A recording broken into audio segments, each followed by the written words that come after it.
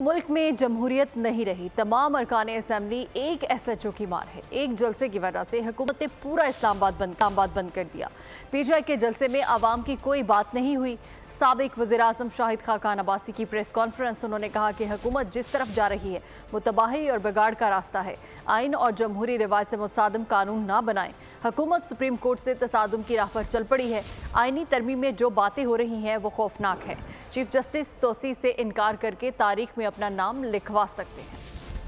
पाकिस्तान के दारुल हुकूमत में जमहूरियत नहीं। एक SHO के मेंबरान और सेनेट के मेंबरान, जलसा इस्लामाबाद से बाहर था। गवर्नमेंट ने सारा इस्लामाबाद बंद कर दिया, इंटरनेट आधी स्पीड पे कर दिया। ये कौन सी जमहूरियत है? यानी हुकूमत खुद मैसूर होकर रह गई। पूरे जलसे के अंदर अवाम की कोई बात नहीं हुई, सिर्फ गाली गलोच, एक दूसरे पर इल्जामात। आइन से मुतसादिम, जमहूरी रवायात से मुतसादिम कानून मत बनाएं।